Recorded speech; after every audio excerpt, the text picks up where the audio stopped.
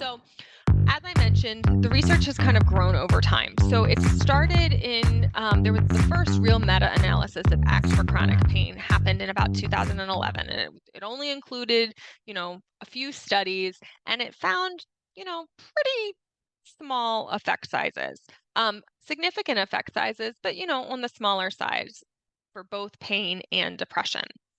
Then in 2014, a review article was conducted by Hahn and McCracken. This one was a little bit bigger.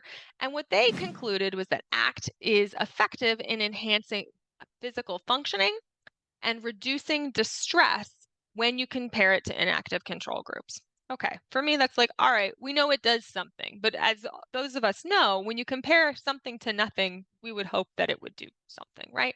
So it wasn't until 2016 that we had some better quality studies. So what they did is they did an update to the earlier review. They included up to 25 studies. And what they found is much more promising results. So when they looked at immediately following an intervention of ACT, people found small improvements in pain intensity, depression, disability, and quality of life. And then they found medium effect sizes for anxiety and pain interference. So that's pretty good. Then they actually followed people and looked at how they were doing several months after the intervention. And they continued to find small effect sizes for pain, medium effect sizes for anxiety, disability, depression, and quality of life, which is great. That actually means that there were continued benefits in those areas. And then large effect sizes for pain interference, which again increased over time. And so, what they decided at the end of looking at all of these studies was that ACT might not be superior to CBT because they weren't necessarily directly, or they did compare it to CBT.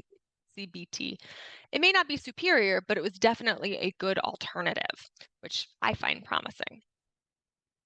So then, what I'm showing you here is that these are some of the studies that were included in that 2014 review article. And I'm showing you this because if you look at the outcomes, things like decreased number of sick days taken off of work, decreased medical visits, improved quality of life, higher levels of functioning compared to controls, improvements in depression, improvements in life satisfaction, sustained success in various important life domains. If you look at all of those outcomes, you will see not a single one of them reports decreases in pain. Okay. Some of the studies included in the big meta analysis did report a small effect size for pain, but for the most part, we don't see reduction in pain as being a primary outcome when we look at ACT. And this is kind of intentional. ACT is not designed to reduce pain. Okay. The point of ACT is to reduce suffering.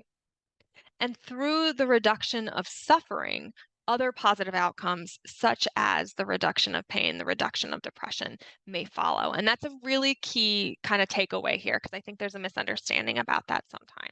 Okay. And then finally, there was another review conducted in 2017 having very similar effects to the other studies I already showed you. Okay. But here they clearly say they did not find any significant differences in pain intensity. And interestingly, they didn't find any differences in quality of life, which I'm not sure what to make of that, but that's what they reported. So that's kind of what the data just on ACT for chronic pain says.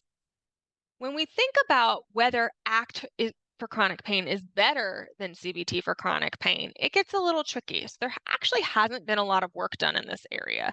The best and most cited study comparing ACT to CBT was done in 2011, and there hasn't been much work on it since. What they actually did is they compared 8 weeks of ACT for chronic pain to 8 weeks of CBT for chronic pain, and they found that both were pretty equally effective in producing changes in physical functioning, depression, and anxiety related to pain. The interesting thing here is that the people who were in the ACT group actually reported higher levels of treatment satisfaction. I'm not sure 100% what to make of it, but it seems like the people in that group were just overall happier with the approach, which anecdotally I will also support, even though I do practice both CBT and ACT. The only other study I can find directly comparing CBT and ACT without being a meta-analysis was done more recently. This was a really weird study, I'm going to be honest, so I'm not going to spend too much time on it. But they actually did blood draws. They were looking for biomarkers of resiliency and biomarkers of change. The big takeaway here is that they found no difference in outcomes when comparing the CBT group to the ACT group. So the takeaway for us is that ACT is equally effective to the gold standard of CBT in most cases, and that it can be a really good alternative to CBT. All right. So I want to talk a little bit about ACT for chronic pain via telehealth versus in person. And part of the reason I think this is important is because many of us have switched our lives and our practices over to telehealth since COVID. Some of us were doing it even before COVID. I was doing it before COVID. But in the meantime, this is how life is. And so there was a lot of concern for people because ACT is a very experiential um, intervention that it wasn't going to translate well via telehealth. Well, the good news is it does. So, an early study done in 2017 looked at telehealth versus in person.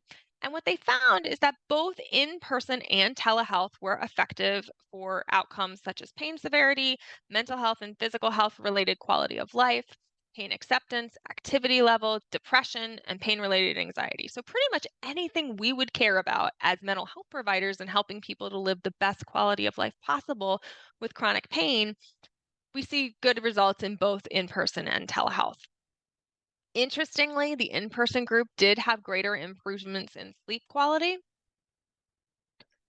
But the good news is that the effects were maintained at 6 months, though the gains for the in person group were slightly greater than those for the telehealth group. And then treatment satisfaction was similar for both groups, though more people dropped out of telehealth. Now, and again, remember this was done in 2017 before telehealth had been like fully refined. So we may see things look a little bit different now that telehealth has become much more the norm and the platforms have improved and whatnot. But I think the big takeaway here is that we see pretty good outcomes with both, even though there are some slight differences.